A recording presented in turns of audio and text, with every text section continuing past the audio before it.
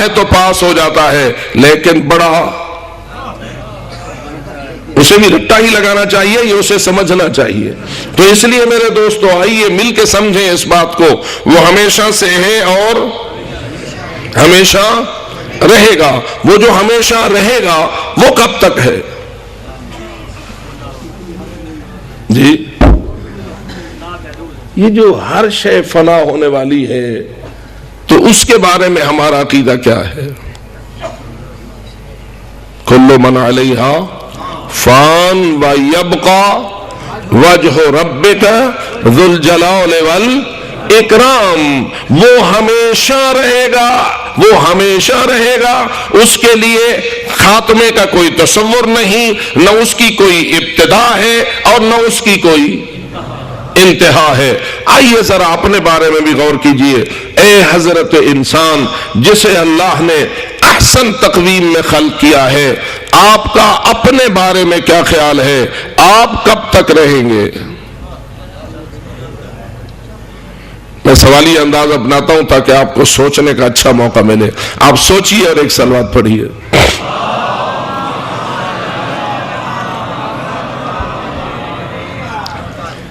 وہ تو ہمیشہ رہے گا، خوب آپ اپنے بارے میں ارشاد فرمائیے، آپ کب تک رہیں گے؟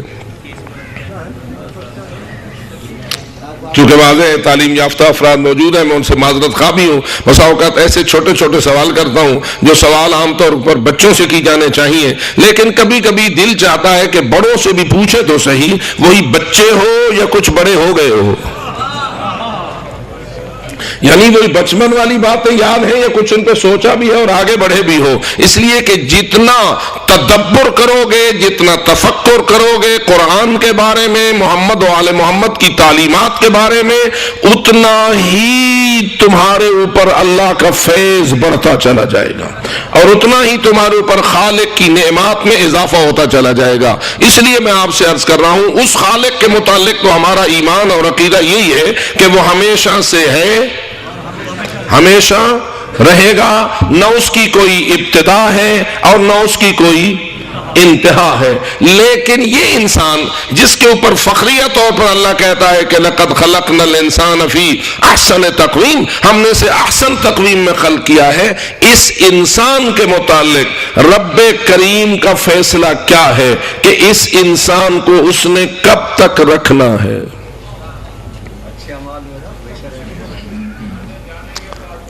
جی اب مثلا کچھ لوگ کہہ رہے تھے 30-35 سال، 60-70 سال، یہ سال وہ سال، جو جہنمی ہوں گے وہ ہمیشہ رہیں گے، جو جنتی ہوں گے وہ ہمیشہ رہیں گے۔ اب غور فرمایا آپ نے، قرآن مجید ہمیں جو تعلیمات دیتا ہے اس کو ہم سادہ کریں اور اس کو اپنے ذہن میں اس طرح راسخ کریں کہ نیند میں بھی وہ حقیقتیں نہ بھولیں۔ حقائق ہیں، اور یاد رکھو لفظ حق بناوٹ نہیں ہوتی، لفظ حق اسی کو کہتے ہیں جہاں حقیقت ہو۔ بسا اوقات لوگ کہتے ہیں جی فلانے کا عقیدہ یہ ہے، فلانے کا عقیدہ یہ ہے، فلانے کا عقیدہ یہ ہے۔ عقیدہ ایسا نہیں ہونا چاہیے جسے بنایا جائے، عقیدہ وہ ہونا چاہیے جو حقیقت کے عین مطابق ہو۔ جو چیز بنائی جائے مفروضہ ہو، بناوٹ ہو، من گھڑت ہو، اس کا غلط ہونا، اس کا بوگس ہونا جلدی ظاہر ہو جاتا ہے۔ جھوٹ کے کہتے ہیں پاؤں نہیں ہوتے، وہ کبھی حقیقت نہیں بن سکتا۔ اور اللہ نے جو دین بنایا ہے وہ حق ہے یا نہیں؟ جی حق ہے۔ تو کیا جو کچھ اللہ نے ہمیں اپنے دین کے حوالے سے فرمایا ہے وہ ایک حقیقت ہے تو ہمیں فرمایا ہے، یا ہمیں کہہ دیا ہے تم مان لو؟ حقیقت حق ہوتی ہے۔ اگر ہم تلقین میں کہتے ہیں کہ اے میت سن لے، ان الجنت حق والنار حق وسؤال منکر ونکیر فی القبر حق والبعث حق والجنت حق والنار حق۔ آپ میں سے کس نے ان سب چیزوں کو دیکھا ہے؟ جی آپ نے نکیرین کے سوال کو دیکھ لیا، آپ نے دوبارہ اٹھنے والوں کو دیکھ لیا، آپ نے جنت کو دیکھ لیا، آپ نے جہنم کو دیکھ لیا، لیکن کیا ان چیزوں کی حقانیت پر آنکھوں کے دیکھنے سے بھی زیادہ یقین ہے یا نہیں؟ کیوں؟ اس یقین کی بنیاد کیا ہے؟ قرآن، اور قرآن ہے اللہ کا کلام، اور اللہ کا کلام بھی ہمیں چونکہ اس سچی زبان سے ملا ہے جس پہ شک کرنا اس کی کوئی گنجائش نہیں ہے۔ بس آئیے قرآن نے اور رسول اعظم نے اور آل رسول نے اور ان حقائق کی ترجمان ہستیوں نے، حقائق کی ترجمان ہستیوں نے، بابا امام اس کو مان جو حقیقت کو دیکھ سکتا ہو، حق کو پہچان سکتا ہو، جو بنائے وہ امام نہیں ہوتا، جو حقیقت بتائے وہی امام ہوتا ہے۔ یہ بڑی مشکل ہے آج کل، لوگ سمجھتے ہیں فلانے مقام پر فلانوں کو لوگوں نے مان لیا، پس مان لیا تو وہ ہو گئے۔ کسی کے مان لینے سے نہیں ہوتا، جو ہوتا ہے اسے ماننا پڑتا ہے، حق کو ماننا پڑتا ہے۔ تو اس لیے میں آپ کی خدمت میں عرض کر رہا تھا کہ ہمیشہ کے متعلق اپنے بارے میں غور کیجئے کہ آپ نے کتنا عرصہ رہنا ہے۔ جی میں خاموش ہوا ہوں، آپ کو سوچنے کا موقع دے رہا ہوں۔ ایک صلوات پڑھیے اور فکر کا جواب دیجئے۔ کیا آپ نے موت پہ ختم ہو جانا ہے؟ زندگی زیادہ پتہ کوئی نہیں، اگلی زندگی ہمیشہ دی۔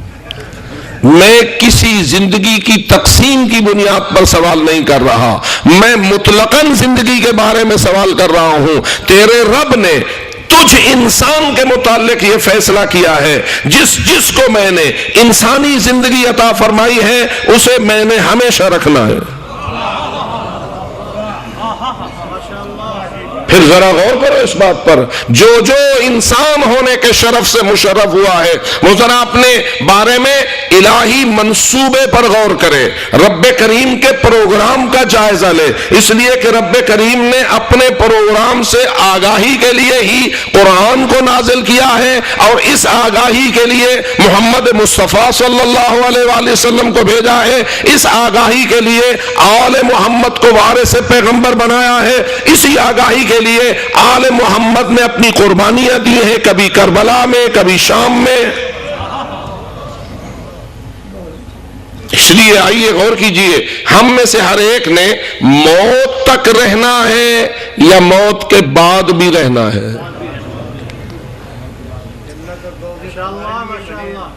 اور یہ بھی یاد رکھو، وہ جنت جو پل صراط کے بعد ملے گی اس سے پہلے بھی کچھ ہے یا نہیں؟ جی یہ کھڑی ہے موت، موت کے بعد ہے قبر، قبر کے بعد ہے محشر، محشر کے بعد ہے پل صراط، پل صراط کے پار ہے جنت۔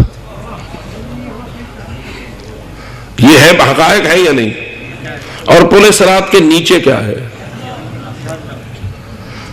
ذرا پھر سوچ لو، تھوڑا تصور تو لو اپنے ذہن میں۔ بچوں والی بات تو نہیں ہونا چاہیے کہ جیسے چھوٹی دینیات پڑھی تھی بس وہی بات ختم ہو گئی، نہیں، بات کو آگے بڑھائیے۔ آیا پل کی ضرورت وہاں ہوتی ہے جہاں آر پار اور نیچے کچھ ہو؟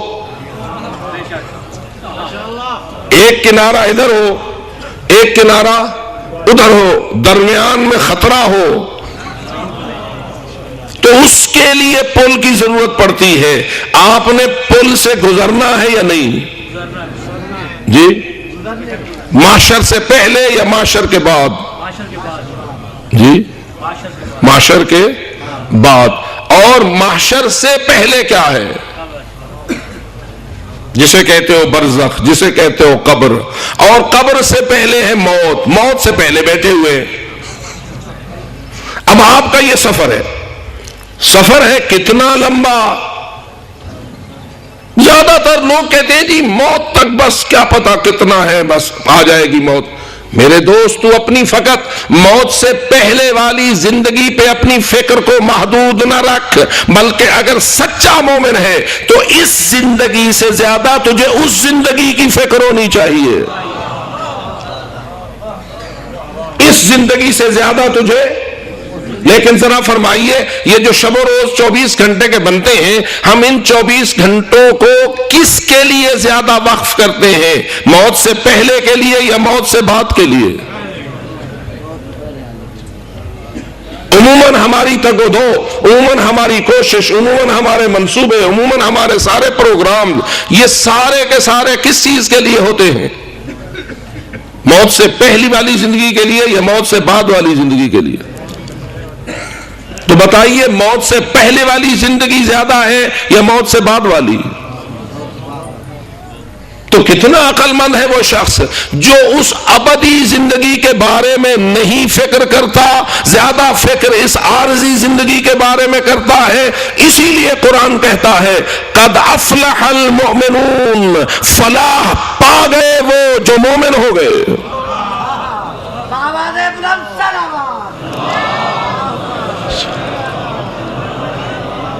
قرآن مجید کے الفاظ پہ اگر غور کیا جائے تو ہمارے عربی گرامر سے آشنا لوگ جانتے ہیں افلح فعل ماضی ہے، اور گویا اس کا معنی یہ بنتا ہے فلاح پا چکے۔ توجہ رہے، فلاح پا چکے جو مومن ہیں۔ اور اس محفل میں جتنے مومن ہیں وہ بآواز بلند صلوات پڑھیں، اللہم صلی علی محمد وآلہ۔ اے اہل ایمان، آپ فلاح پائیں گے یا فلاح پا چکے؟ توجہ رہے، موت آ گئی، قبر گزر گئی، محشر گزر گئی، کتنا لمبا ہے وہ عرصہ؟ موت تو چلو شاید ابھی آ جائے، اس بیچاری کا تو پتہ ہی نہیں، ڈر ہمیں اسی کا لگا ہوا ہے کہ آ نہ جائے۔ اور عجیب یہ ہے کہ ڈر لگا ہو آ نہ جائے اور ادھر یقین ہے کہ آئے گی، ادھر سے ڈر لگا ہوا آ کے آ نہ جائے، ادھر سے بھئی یقین ہے یا شک ہے موت کے بارے میں؟ جی، اور یاد رکھ، ایمان یقین کا نام ہوتا ہے، ایمان شک کا نام نہیں ہوتا۔ مومن وہ ہوتا ہے جس کے پاس ایمان ہو، اور ایمان نام ہے یقین کا۔ اگر شک ہوا تو کفر تو ہو سکتا ہے، ایمان نہیں ہو سکتا۔ بسا اوقات بعض لوگ اندر سے شک کا شکار ہوتے ہیں، اوپر سے ایمان کا نام لے رہے ہوتے ہیں۔